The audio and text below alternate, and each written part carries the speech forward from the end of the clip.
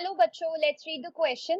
Viral genome incorporated into the host DNA is called prophase, prophage, bacteriophage, none of the above. तो यहाँ पे जो key concept है वो क्या है? The key concept here is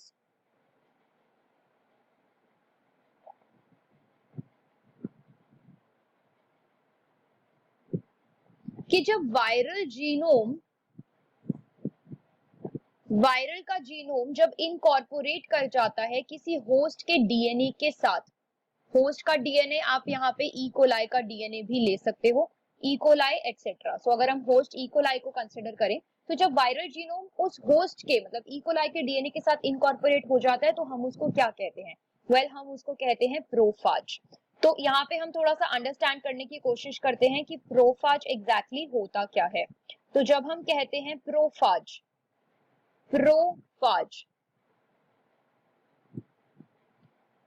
तो प्रोफाज क्या है? ये बैक्टीरियोफाज का जीनोम है जो कि किसी बैक्टीरिया के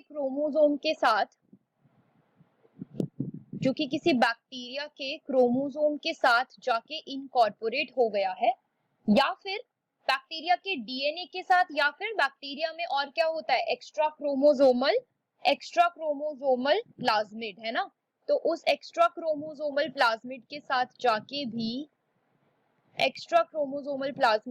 जाके भी ये वायरल का जीनोम इनकॉर्पोरेट हो सकता है, और इस वायरल के जीनोम को हम क्या कहेंगे?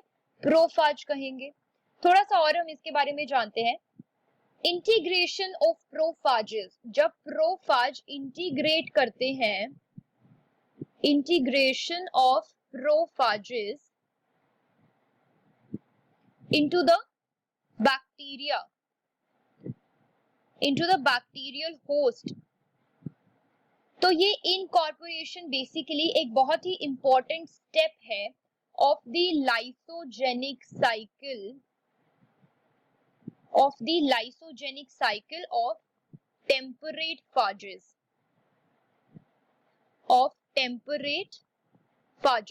So we are going to understand it a little bit with the help of a diagram here. See, अगर ये एक बैक्टीरिया है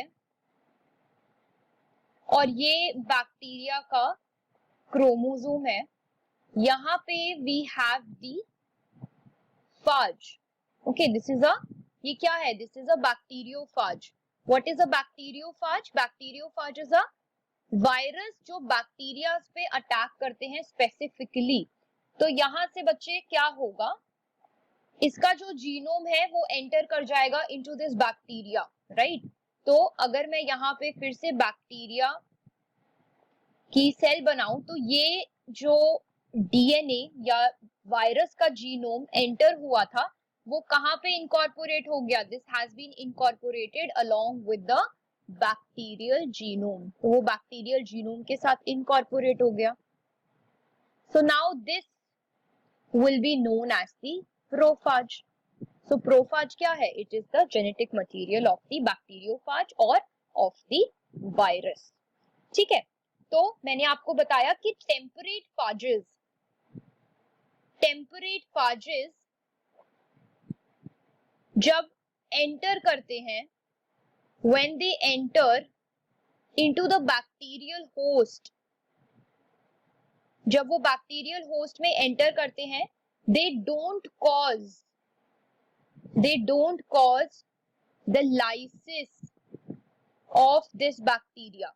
वो बैक्टीरिया का लाइसिस नहीं कराते हैं, बट क्या होता है कि ये जीनोम जो बैक्टीरिया का जीनोम है जो कि इनकॉर्पोरेटेड है along with the viral genome, ये जीनोम क्या करता है? ये इनएक्टिव हो जाता है कुछ टाइम के लिए। इनएक्टिव बोले या लेटेंट फेज में चला जाता है फॉर सम टाइम, एंड इसके एक्टिवेशन के लिए कोई फैक्टर रिक्वायर्ड होता है, जैसे कि आप बोल दो यूवी लाइट, या फिर बहुत सारे अदर फैक्टर्स होते हैं जो फाइनली बाद में इसको एक्टिवेट करते हैं, और तभी जब ये एक्टिवेटेड हो जाता है उसके बाद ही ये न्यू फाज पार्टिकल्स को प्रोड्यूस कर पाएगा, राइट। सो उसके बाद जब नए फाज पार्टिकल्स बनना शुरू हो जाएंगे, तब बैक्टीरिया का क्या हो जाएगा, लाइसिस हो जाएगा। ठीक है, so before that lysis phase comes, कौन सा फेज की हम बात कर रहे हैं, जो टेम्परेट फाज है वो कौन से फेज में है, that is in the lysogenic phase. ठीक है, तो यहाँ पे हम क्या कह रहे हैं कि this is the lysogenic phage और the lysogenic cycle. So now बच्चे, द फाइनल आंसर इज, यहीं पे मैं लिख देती हूँ, the final answer is viral genome incorporated into the host DNA is called as the prophage. I hope you understood it well. Best of luck.